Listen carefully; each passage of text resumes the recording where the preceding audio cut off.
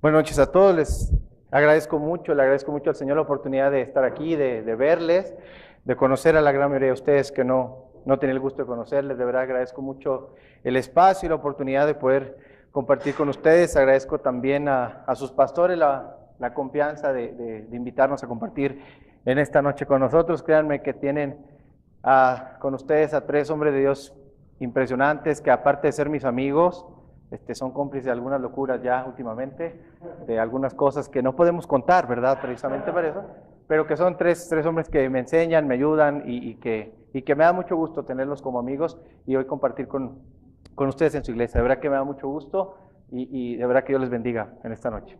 Vamos a estar reflexionando en el capítulo 15 del libro de Marcos. Yo sé que han estado enmarcados últimamente.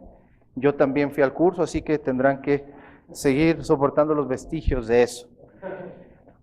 El libro de Marcos es un libro escrito a un pueblo, a los romanos. Era un libro que estaba intentando dar esperanza a una ciudad que vivía en conflicto político y religioso. Era un imperio que de alguna manera había estado bajo Nerón y bajo otros reinados en una situación política complicada. Marcos está tratando de revelar a través de su evangelio quién era Jesús, la identidad de ese Mesías, y a través de los primeros 7 capítulos está explicando quién es ese Mesías. Después hace una gran transición en el capítulo 8, en la transfiguración, para decir cómo sería ese Mesías. Un Mesías que vendría a sufrir. Lejos de lo que algunos esperaban, verlo como un rey que llegara en todo su esplendor, él lo primero que hace es explicar que sería alguien, que sería un rey a través del sufrimiento. Y lo que hace es remarcar después de esos capítulos lo que pasaría en la vida de Jesús. El capítulo 11 arranca con explicarnos la última semana de Jesús en la tierra, su última semana, lo que pasaría como su última obra aquí en la tierra. Antes de irse, le daría una lección muy especial a los religiosos de la época, maldiciendo la higuera y corriéndolos del templo, explicando que era no solo un rey, como lo vimos en la entrada triunfal, sino un rey que también tenía juicio. Y a partir de ahí, después de haber guerreado con los religiosos en todo Marcos, ellos empiezan a hacer un complot para prenderlo. Y entonces Jesús se enfrenta cerca de los días de la Pascua ante uno de los problemas más importantes, las injusticias. Pasa la Pascua, él entra a Jerusalén, la entrada triunfal, hace la última cena con sus apóstoles, va a Getsemaní a orar en sus últimos momentos y después vienen por él. De manera ilegal usan a la guardia que no podían utilizarla y lo llevan para que en menos de 24 horas sufra 6 audiencias, 2 juicios, uno religioso y uno político. Un religioso para ir con Anás, mientras que todo el concilio hacía un complot para arrestarlo. No iba a pasar más, lo iban a matar. Solamente estaban armando cómo. Después de Anás va otra vez al concilio. Y en un juicio injusto con testigos falsos, donde no había ninguna manera para culparlo, encuentran la manera de hacerlo caer. Y otra vez se enfrenta al concilio muy de mañana. Termina el juicio religioso con un delito de Jesús, blasfemo. Él era un blasfemo porque había dicho que era el Hijo de Dios. Y entonces llegamos al capítulo 15. Donde Jesús muy de mañana llega al juicio político. No solamente había sido ya encontrado como un blasfemo con los tribunales religiosos, ahora buscarían en el tribunal político cómo acusarlo para matarlo. No era suficiente la blasfemia porque era un pecado religioso. Ahora buscarían algo político para inculparlo. Y vamos a revisar el capítulo 15, cuatro cosas que suceden, 4 etapas en el último día de Jesús. El primero, Jesús es sentenciado. Tan pronto como concluyó esa noche, en la mañana siguiente llegó un veredicto oficial de parte de los dirigentes judíos que entregaron atado a Jesús al gobernador romano Poncio Pilato para empezar el juicio político en su contra. El concilio tuvo que convencer a Pilato de que este hombre era blasfemo, pero también era culpable de un crimen capital y por lo consiguiente digno de muerte. Y le dijeron, no solo es blasfemo, sino que él se dice que es el rey de los judíos. Le ha dicho a la gente que no le paguen los impuestos al César. Y puede hacer una revolución política. Tengan cuidado con él, porque él dice que es el rey. Si lo dejamos actuar, este hombre no solamente nos va a echar a perder el negocio religioso, va a causar una revuelta política en esta ciudad. Debemos asesinarlo. Y había que acelerar las cosas porque era viernes. Y no podían llegar al sábado y violar el día de reposo. Había que acelerar un asesinato para no violar la ley. ¡Qué desesperación! Y en menos de 24 horas, violando todos los estatutos de los juicios de la época, en un juicio nocturno, en una casa particular, ante testigos falsos, sin un abogado, con todas las injusticias sabidas y por haber, convencen a Poncio Pilato que él debía ser asesinado. Y aunque Pilato intentó buscar las maneras y lo mandó con Herodes a su cuarta audiencia, quinta, regresa otra vez y entonces él les propone otra cosa, dice, bueno, azotémoslo al menos o hagamos algo con él, pero es más, tengo una idea. Acuérdense la costumbre que tenemos aquí, de liberar a un preso. Ahí tenemos a Barrabás y tenemos a Jesús. Vamos a elegir a quién soltar, pensando que sería su último argumento para poder evitar la muerte de este hombre.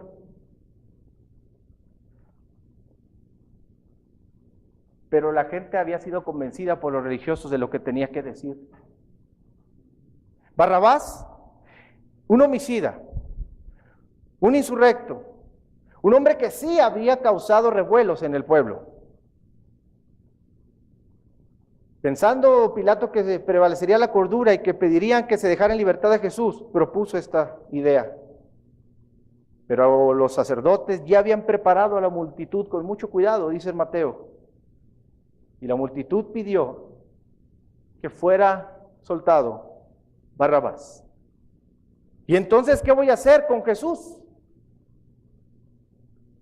Y la multitud que días antes lo había recibido con palmas y que había dicho Hosana, hoy decía, crucifícalo. Barrabás no esperaba juicio, sino una ejecución por su pecado. En el caso de Barrabás estaba claro su pecado. Lo único que le quedaba era esperar su condena de muerte. Algunos teólogos y analistas bíblicos dicen que la cruz de Jesús era la que tenían preparada para Barrabás. Pero de repente, alguien viene y le dice, ¿qué crees? Siempre tú no vas a morir. Alguien va a ocupar el lugar tuyo y tú vas a quedar libre. El hombre que sembró muerte, ahora obtiene la vida. Para que aquel que había ofrecido vida, hoy obtenga la muerte. Barrabás era, por su nombre, conocido como el Hijo del Padre. Pero Marcos presenta al verdadero Hijo del Padre, al que sí iba a morir siendo inocente. Esa historia me es muy particular, porque la cruz para Barrabás era también la mía. Pero un día alguien llegó y ocupó ese lugar por mí y me liberó de la muerte. Y me siento, no sé cómo tú, pero identificado con Barrabás. La cruz y los clavos estaban listos para mí. Pero alguien ocupó mi lugar. Primero ataron a Jesús y lo llevaron. Cristo fue atado y al serlo, irónicamente rompió nuestras ataduras de pecado Y la buena voluntad de Dios para nuestra salvación ahora se cumplía a través de la mala voluntad de los líderes y del pueblo que habían procurado matarle. Cristo padeció en el tribunal de los hombres para que tú y yo fuéramos absueltos un día en el tribunal de Dios. Padeció como un criminal para que tú y yo seamos llamados sus hijos.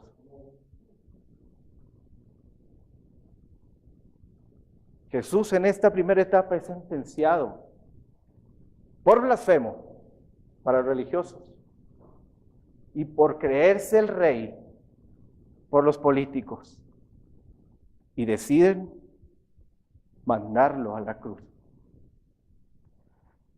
Pero no solo eso, después, número 2, no solo es sentenciado, ahora Jesús es burlado.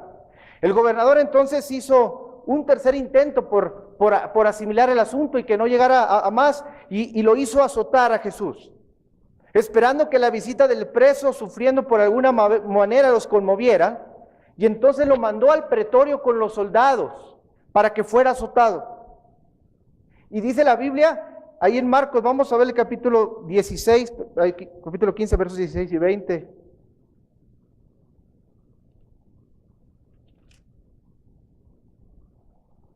Entonces los soldados lo llevaron dentro del atrio, esto es el pretorio, y reunieron a toda la compañía, lo vistieron de púrpura y le pusieron una corona tejida de espinas y comenzaron a saludarlo. Salve, Rey de los judíos. Le golpeaban la cabeza con una caña, lo escupían y puesto de rodillas le hacían reverencia.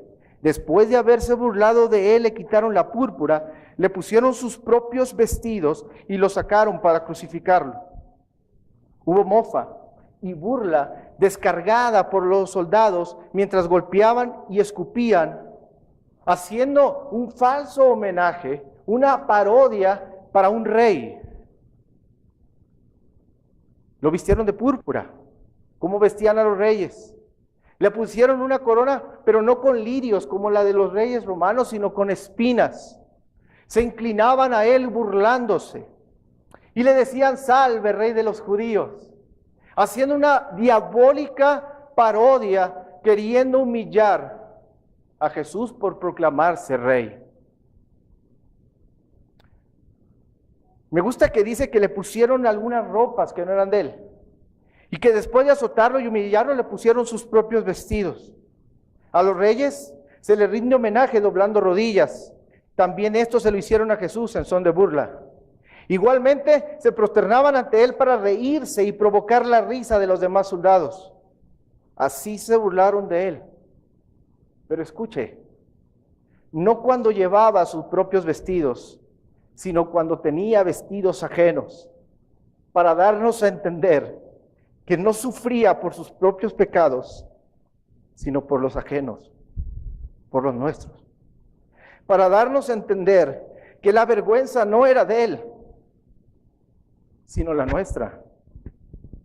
Y que doblan la rodilla ante Cristo hoy, pero no inclinan realmente su corazón ante él. Están haciendo la misma afrenta que aquellos soldados esa noche. ¿Verdad que me entienden? Cuando nuestro cristianismo es tan superficial y nuestra adoración no está respaldada con los actos de nuestra vida, estamos humillados ante el Rey en son de burla, como estos hombres, porque nuestro corazón está muy lejos de verlo como un Rey. Está lejos de nuestra vida, lejos de nuestras decisiones, lejos siquiera de hacer su voluntad. No es el Rey de nuestras vidas, ni de nuestros corazones.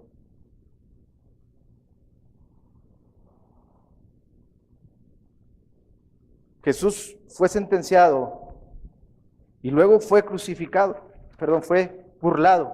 Pero el plan no resultó. El pueblo gritaba cada vez más fuerte pidiendo su sangre.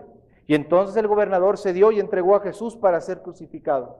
Los hombres, hasta este momento, no habían hecho lo peor. No habían hecho lo peor. Dice que lo habían golpeado y lo habían escupido. ¿Quién me ayuda a buscar Isaías 50, versos 5 y 6? Si me dice, por favor. Isaías 50, capítulo 50, versos 5 y 6. Los hombres todavía no habían hecho lo peor. Ahora lo llevarían afuera de la ciudad para intentar clavarlo en una cruz. Y ahora el siervo moriría por los pecados de los mismos que lo estaban crucificando. Isaías 50, versos 5 y 6. ¿Quién lo lee? Jehová el Señor me abrió el oído y yo no quise ver ni me volví atrás. Di mi cuerpo a los seguidores y mis mejillas a los señores. Me echaba la barba, no escondí mi rostro de injuria y de esputos. ¿No escondí mi rostro de qué? De injuria y de esputos. ¿Saben qué son esputos? Un gargajo. Dice, no escondí mi rostro. Eso quiere decir que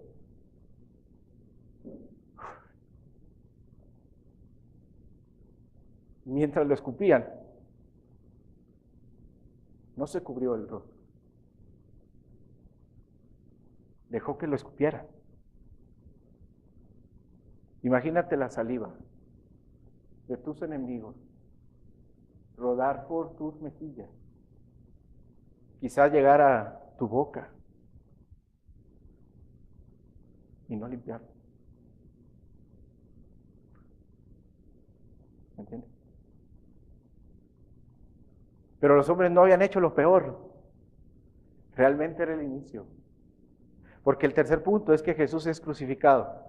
Dice en Marcos que llegó la hora tercera, versos 21 y 32, dice, obligaron a uno que pasaba, Simón de Cirene, padre de Alejandro y rey de Rufo, que venía del campo, a que le llevara la cruz. Según la ley, la víctima culpable tenía que llevar su cruz al lugar de ejecución. Jesús no era la excepción. Salió del atrio del palacio de Pilato cargando su cruz. Cuando se considera que todo lo que nuestro Señor había soportado desde su arresto, no es extraño que su fuerza le haya fallado. Tenía toda la noche sin dormir en un juicio, sin comer y siendo latigado. Y lo llevaron al monte Calvario, al Calvario de Gordon, que hoy es el que presentan en la Tierra Santa, en las visitas, que tiene una apariencia de calavera y que los guías lo llevan ahí como el lugar de la muerte de Jesús. Fue crucificado fuera de los muros de la ciudad como una muestra de rechazo. Sacarlo de la ciudad era la muestra de rechazo hacia él, hacia su persona y hacia lo que hacía. La víctima llevaba su cruz porque había sido hallado culpable, pero nuestro Señor no era culpable. Nosotros éramos los culpables, pero Él llevaba esa cruz. La palabra Gólgota es una palabra hebrea que quiere decir calavera y que es lo que menciona en el verso 22, y lo llevaron a un lugar llamado Gólgota, que significa lugar de calavera. Verso 23, le dieron a beber vino mezclado con mirra, pero él no lo tomó. Se acostumbraba a dar a las víctimas una porción narcótica que les ayudaría a amortiguar el dolor. Pero Jesús dice aquí que rehusó a tomarla. Por un lado, quería estar en plena posesión de sus facultades para hacer la voluntad de su Padre y cumplir la obra de redención en la cruz. Entraría plenamente en sus sufrimientos a nuestro favor y no tomaría atajos. Rehusó la copa de la simpatía para beber la copa de ira de su Padre. Qué gran ejemplo para nosotros, que al seguirlo debemos hacer la voluntad de Dios y tener parte de esos padecimientos que tuvo Jesús y que deben también a veces ser parte de nuestra vida cristiana. Y vean lo que dice el verso 24. Cuando lo crucificaron, repartieron entre sí sus vestidos, echando suerte sobre ellos para ver qué se llevaría cada uno. Ninguno de los escritores de los evangelios nos da una descripción exacta de la crucifixión. Tampoco es necesario. Porque ellos, al auditorio que ellos escribían, sabía exactamente lo que significaba la crucifixión. Habían presenciado miles de ellas. Quizás no había una tan cruel como esta, pero las conocían. Aparte, los evangelistas no querían dar tanto detalle para desanimar a las personas.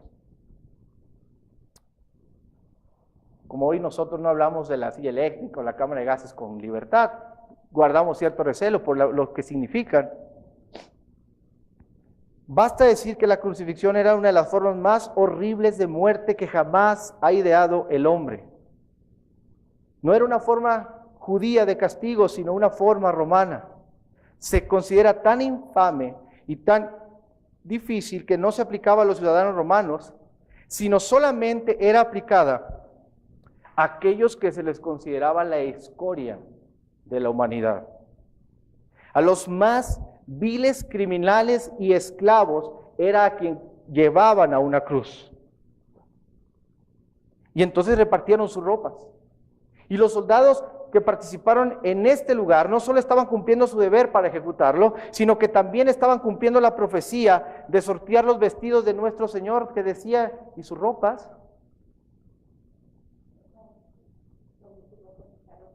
Exacto. Y entonces vea lo que dice el verso 26. El título, perdón, 25, era la hora tercera cuando lo crucificaron, verso 26. El título escrito que señalaba la causa de su condena era: el Rey de los Judíos. La víctima por lo general llevaba un letrero que declaraba su ofensa, la razón por la que lo habían ejecutado.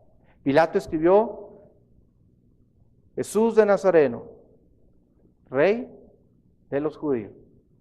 Los dirigentes judíos protestaron, pero en Mateo hay un verso donde Pilato dice: lo que he escrito, he escrito. Y no se dio ante la presión y dejó ese título arriba de la cruz de Jesús, el Rey de los Judíos. Verso 27.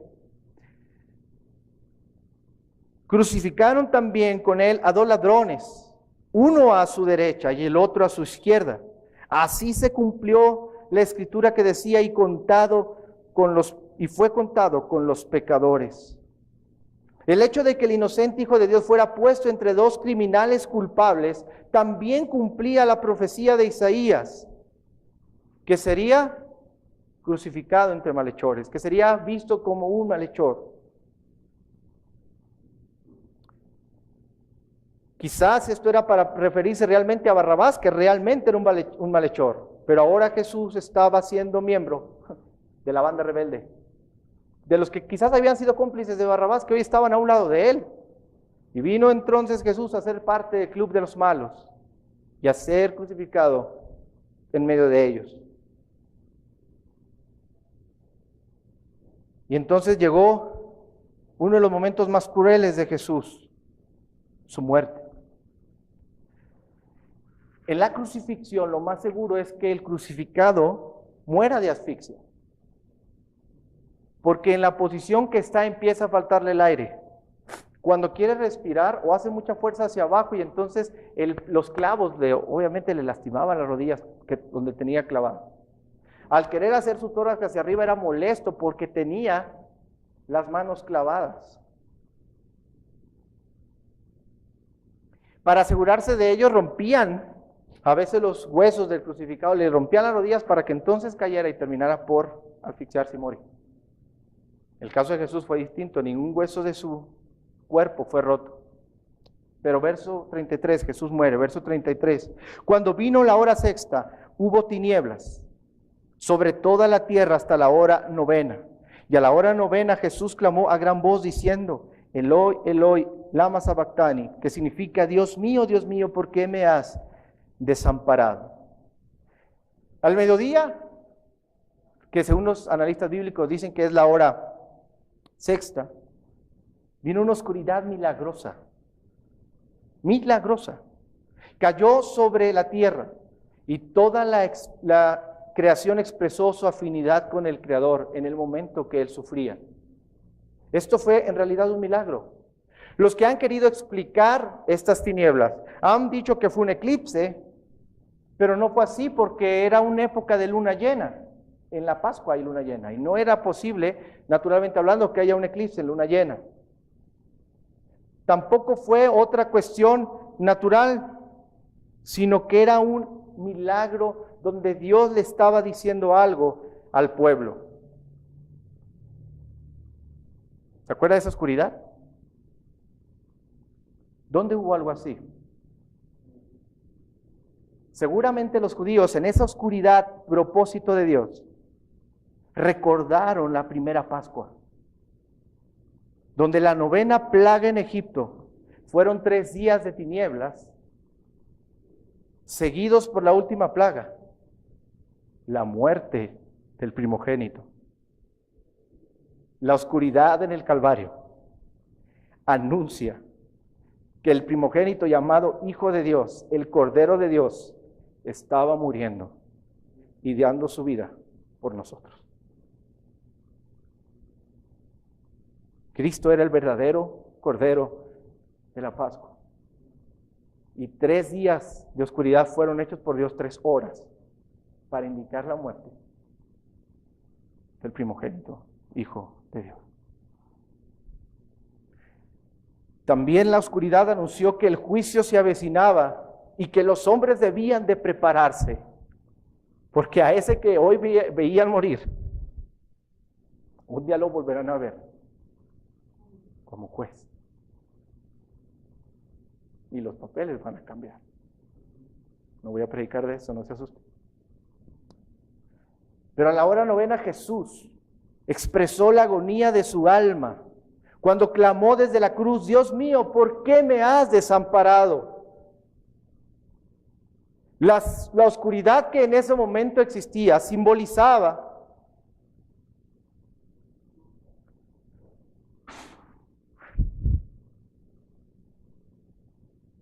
que Jesús estaba experimentando el abandono total de su Padre. No solo lo abandonaron sus amigos, ni sus discípulos, ni los que decían que andarían con él, y Pedro.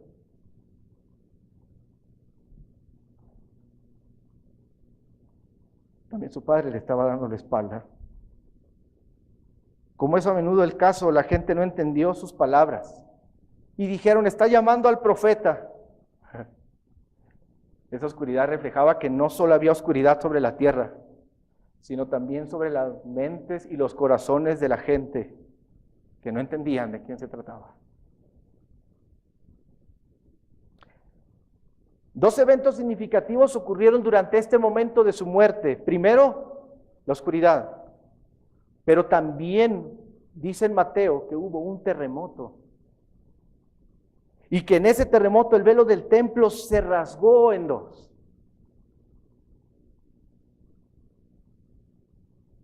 Dice el verso 37, pero Jesús, lanzando un fuerte grito, expiró. Entonces el velo del templo se rasgó en 2 de arriba abajo. El velo había separado de Dios al hombre. ¿Recuerdan en el templo? El hombre no podía llegar al lugar santísimo por su pecado.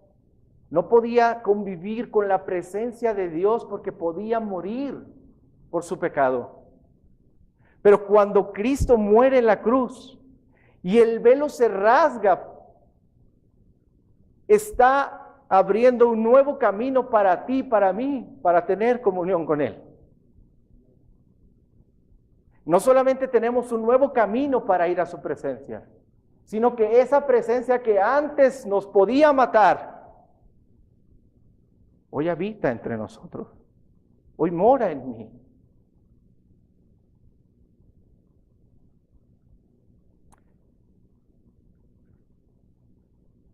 Cuando la ley fue dada, ¿se acuerdan? ¿Qué pasó cuando fue dada la ley en Sinaí? ¿Qué hubo? Un terremoto. ¿La tierra tembló, sí o no?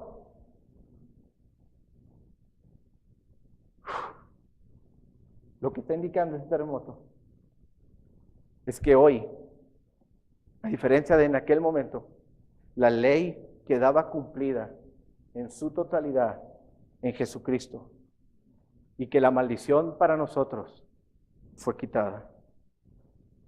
Muriendo en esa muerte, Jesús cumplió las demandas más difíciles de la ley, más extremas de la ley. Y al mismo tiempo murió de una muerte maldita. Maldito todo aquel que muere colgado. Porque cuando nuestra identidad era maldito, por no poder cumplir bajo toda la ley, Cristo la compró, la tomó, y de ser malditos, hoy somos llamados hijos de Dios.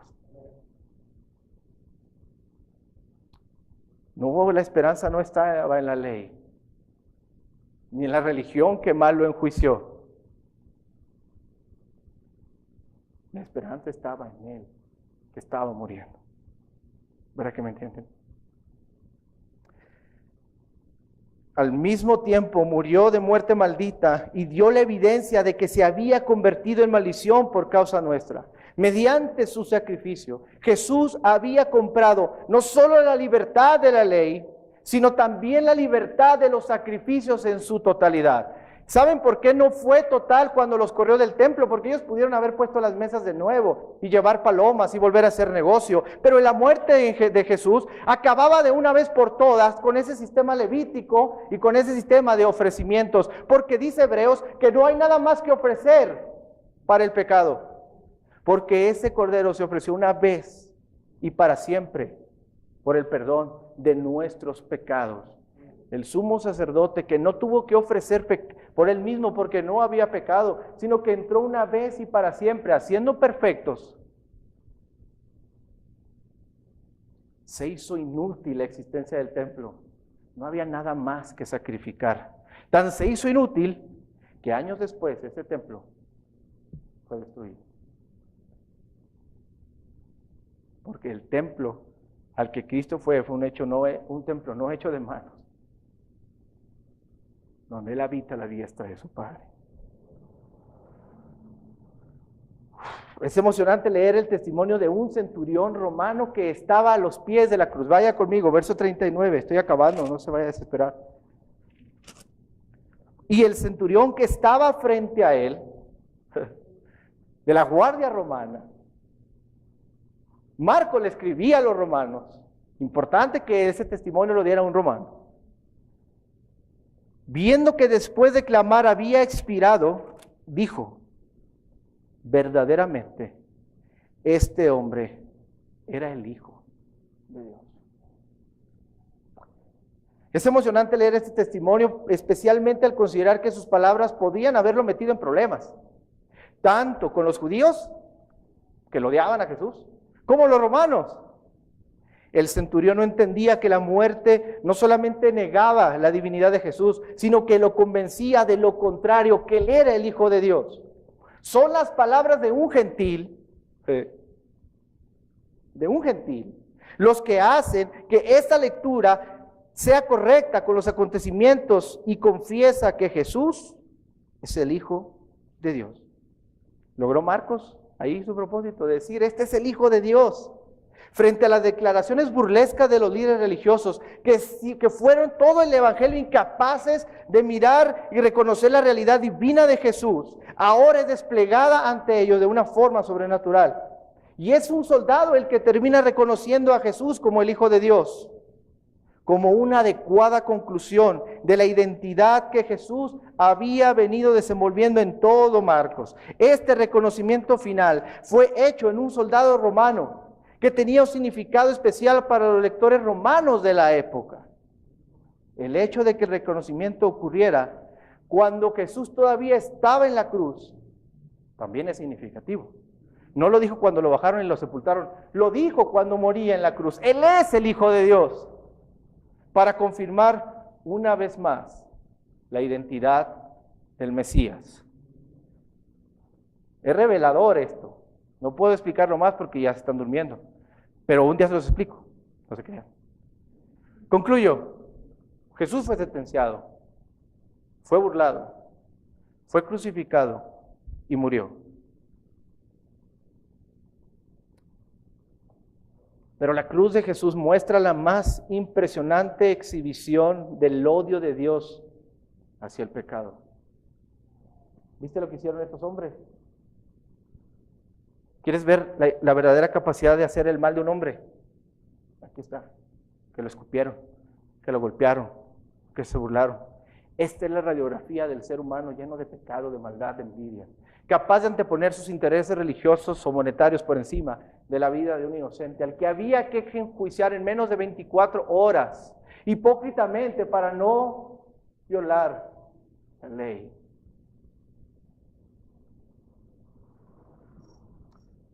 La cruz de Jesús muestra lo grande que es nuestro pecado, lo grandes pecadores que somos, al grado de que Dios tuvo que mandar a su Hijo por nosotros.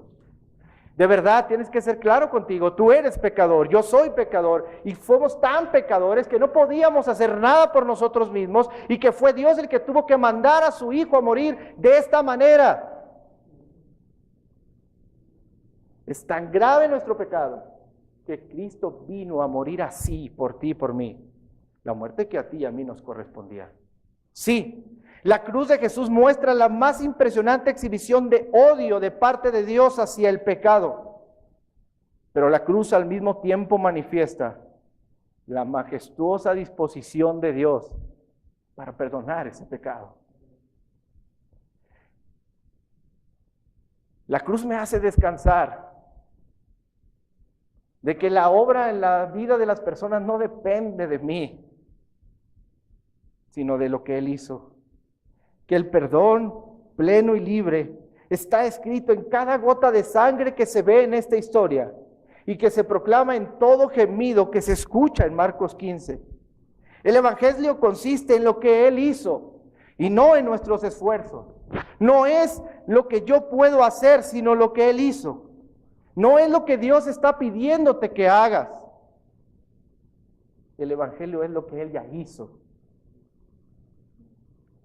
El Evangelio son las buenas noticias de que no vas a hacer nada, porque Él ya lo hizo por ti, porque son sus acciones y no las mías.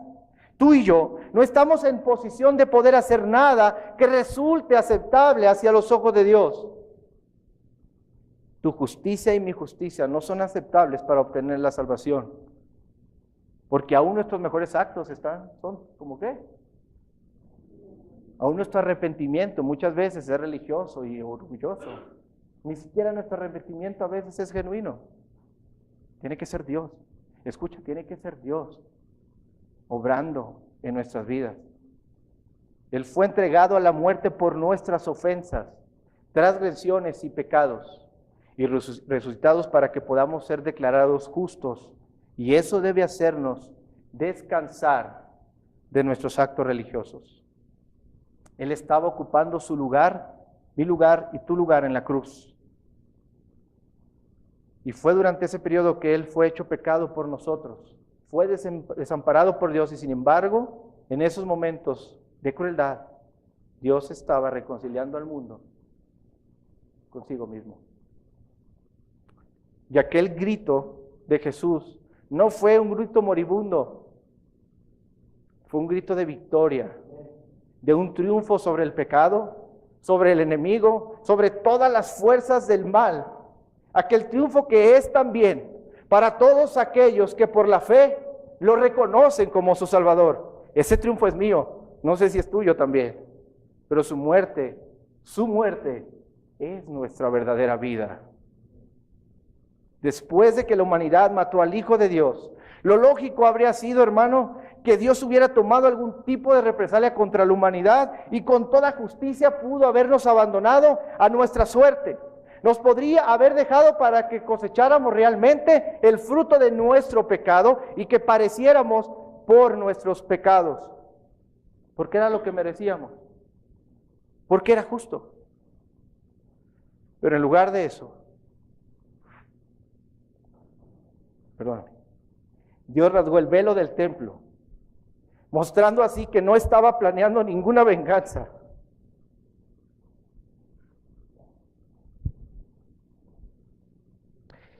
Sino que en su infinito amor estaba abriendo su corazón para perdonar y recibir a todos aquellos que lo deseen.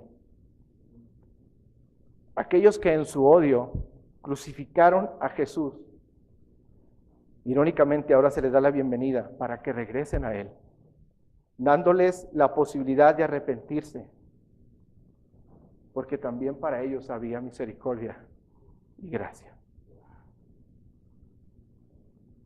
Quiero terminar. El mejor lugar para vivir era el jardín del Edén. Era el templo por naturaleza, donde la comunión con el hombre con Dios era perfecta. Era el santuario natural. Pero el hombre pecó. Se rompe su comunión con Dios, es echado del paraíso, del huerto del Edén. Y dice la Biblia que a partir de ese momento, el hombre va a la tierra a vivir. Y en Génesis dice que una espada cubría la entrada al huerto. Y si alguien quería entrar a ese lugar, tenía que ser partido por esa espada. La comunión de Dios con el hombre se rompió. Y a menos que no fuera por la espada de su justicia saldada, no había manera de regresar a su presencia y a su comunión. Pero ¿cómo Dios iba a arreglar ese problema de esa espada cortante?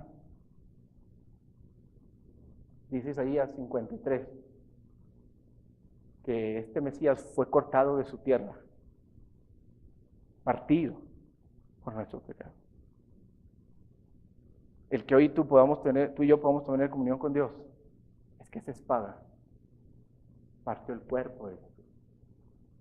En este Calvario, el cuerpo de Cristo fue partido por nuestros pecados. La espada de justicia cayó sobre su cuerpo y nos vuelve a dar la entrada a su presencia. El Calvario es una muestra del pecado, lo es, pero también es la muestra del gran amor de Dios, que la Biblia llama como gracia. Un amor grande, manifestado hacia un hombre que no lo merece, pero que es por Él. Oremos. Señor, te doy muchas gracias por tu palabra, porque no somos nosotros, es tu palabra la que nos enseña, la que nos exhorta y la que nos hace vibrar desde adentro por todo lo que tú nos enseñas en este capítulo, por todos los simbolismos, por todas las cosas que te señalan a ti como nuestro Salvador, como nuestro sustituto, como nuestra Pascua, como nuestro Cordero, como nuestro Salvador. Señor, perdona por las veces que hemos olvidado que tú ya pagaste por nosotros y hemos sentido una culpa irrazonable por nuestro pecado pasado cuando fue perdonado por ti, por querer a través de actos religiosos ganar lo que tú ya hiciste en la cruz, por olvidar, Señor, tantas cosas de tu misericordia, por a veces ser como esos soldados que nos inclinamos a ti solo como religión, pero nuestro corazón realmente no te honra ni te respeta. Perdónanos, Señor, por tantas cosas que ponemos en tu lugar, olvidando que tú eres nuestro Rey. Señor, gracias porque hoy podemos entender lo que este centurión dijo. Verdaderamente tú eres el Hijo de Dios. Gracias por venir a la cruz. Gracias por morir por nosotros. Y gracias porque hoy el amor no lo podemos buscar en ningún lugar, porque solo podemos encontrarlo en el Calvario, donde tú muestras tu gran amor por nosotros. Ayúdanos a vivir en ese amor y a compartirlo con aquellos que todavía viven en esas tinieblas. En el nombre de Cristo Jesús, amén.